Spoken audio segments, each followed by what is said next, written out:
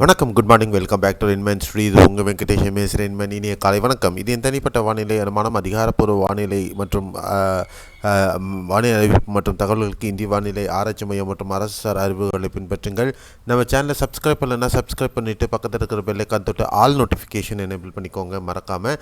அப்போ தான் நம்ம கொடுக்கக்கூடிய முழு எஃபோர்ட்டும் உங்களை ரீச் ஆகும். அதே மாதிரி நம்ம வீடியோவை லைக் பண்ணிவிட்டு ஷேர் பண்ணி கமெண்ட்டும் பண்ணிடுங்க. இன்றைக்கி வானிலை அனுமானம் 21 நவம்பர் 2025 உங்களுக்காக. இன்றைய வானிலை அனுமானத்தில் நம்ம கிளியராக தெரிஞ்சிக்க வேண்டிய விஷயம், 3 சுழற்சிகள் அக்ராஸ் ஈக்குவேட்டர் லைனில் இருக்குது. தமிழகத்தை கடந்த வாரம் கடந்து சென்ற அந்த தாழ்வு பகுதி லட்சத்தீவுகளுக்கு அந்த பக்கம் அரபிக்கடல் பகுதிகளில் தொடர்ந்து இருக்குது. அதே நேரத்தில் இலங்கை அருகே தென்கிழக்கு திசையில் இருக்கக்கூடிய அந்த வளிமண்டல மேலடுக்கு சுழற்சி நீடிக்குது. இந்தோனேஷியா மலாக்காய் அந்த பகுதிகளில் நீடிக்கிட்டு இருந்த அந்த வளிமண்டல மேலடுக்கு சுழற்சி அங்கே நீடிக்கிறது. இதில் கிழக்கு திசை காற்று, இருமிகு கிழக்கு திசை காற்று மீண்டும் அடுத்த செட் வர ஆரம்பிச்சிருக்கு. நேற்று நாகை மாவட்டத்தில் பரவலாக நம்ம மழையை பார்த்தோம்.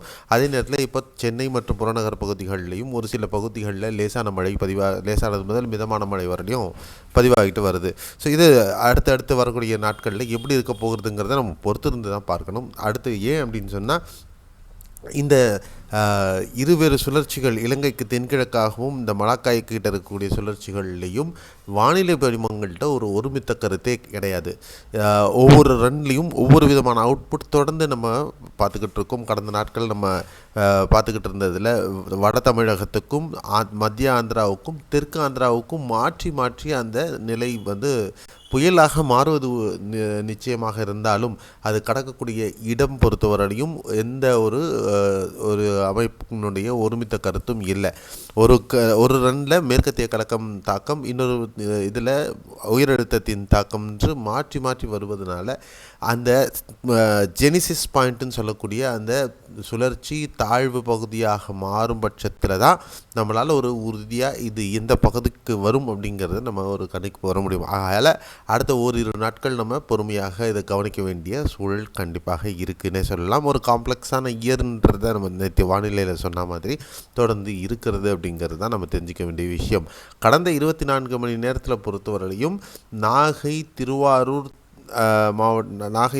மாவட்டம் அப்புறம் கன்னியாகுமரி மாவட்டத்திலேயும் ஒரு சில பகுதிகளிலையும் நல்ல மழை பதிவாகி இருக்கிறது. குறிப்பாக நாகை மாவட்டத்தில் Chettipulam 46.4 millimetre, Thirumarugal 46 millimetre, Thiruvarur town 42 millimetre, Thirukkannapuram Nagai 41.6, திருவாரூரில் கமலாபுரம் 32.8, நாகப்பட்டினம் டவுன் 31.6, மூலக்கரை நாகப்பட்டினம் 28.4, திருவாரூரில் வடபதிமங்கலம் 26.4, திருவாரூர் லக்ஷ்மணகுடி 24.4, நாகப்பட்டினம் பிரிஞ்சிமூலை 24 மில்லிமீட்டர், சவுத் பொய்கை நல்லூர் 22.8 இந்த மாதிரி மழை பதிவாகி இருக்கிறது.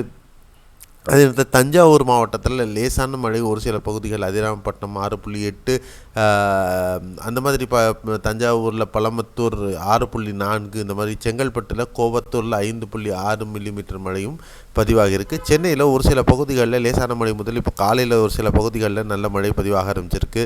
எக்மோரில் 4.4, புளியந்தோப்பு 3.6, சேத்துப்பட்டு 3.2 அந்த மாதிரி மழை, அயனாவரம் இங்கெல்லாம் பார்த்திங்கன்னா 3 மில்லிமீட்டர் அந்த மாதிரியான மழை தொடர்ந்து பதிவாகி வந்திருக்கிறது. இதுதான் இப்போ இருக்கக்கூடிய மழையினுடைய அப்டேட்.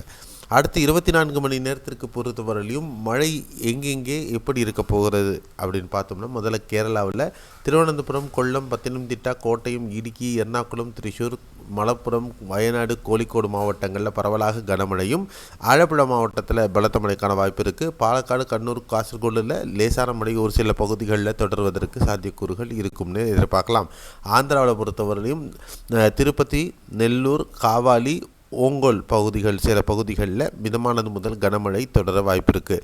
சித்தூர், அன்னமய்யா, கடப்பா, நந்தியால், கர்னூல், அனந்த்பூர், சத்யசாய் மற்றும் கோதாவரி, கிருஷ்ணா, குண்டூர் ஆகிய பகுதிகளில் லேசானது முதல் மிதமான மழை பதிவாகவே வாய்ப்புகள் இருக்கும் அப்படின்னு நம்ம எதிர்பார்க்கலாம்.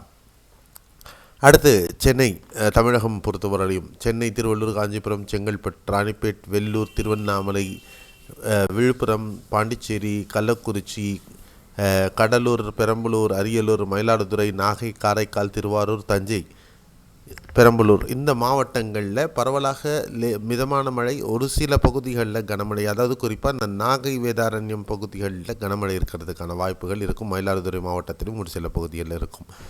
உட்புற மாவட்டங்களில் தருமபுரி, திருவண்ணாமலை, சேலம், நாமக்கல், திருச்சி, கரூர், இந்த பக்கம் புதுக்கோட்டை மாவட்டத்தில் இன்றைக்கி ஒரு சில பகுதிகளில் மழையை பார்க்கலாம்.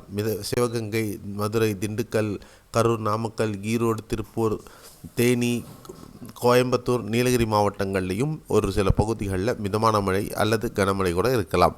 தேனி, மதுரை மாவட்டங்களில் மழை கேட்டிங்க, கண்டிப்பாக இன்றைக்கான மழைக்கான வாய்ப்புகள் இருக்குது. ராமநாதபுரம் மாவட்டத்தில் ஒரு சில பகுதிகளில் லேசான முதல் மிதமான மழை இருக்க வாய்ப்பு இருக்குது.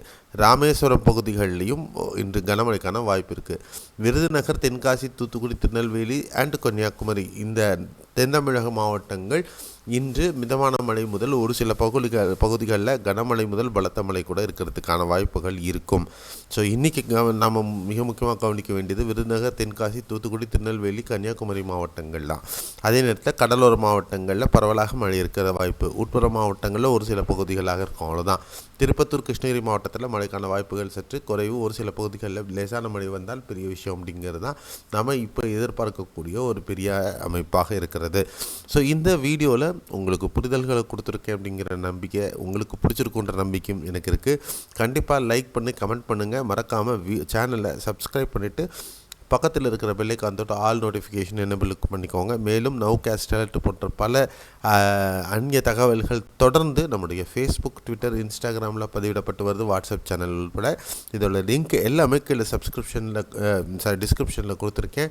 அதை நீங்கள் கிளிக் பண்ணி ஃபாலோ பண்ணிக்கலாம். மறக்காமல் இங்கிலீஷ் சேனல் ஒன்று இருக்குது, அதோட லிங்க் இருக்குது, அதையும் நீங்கள் ஃபாலோ பண்ணிக்கலாம். நன்றி, வணக்கம், bye bye, see you, have a nice day.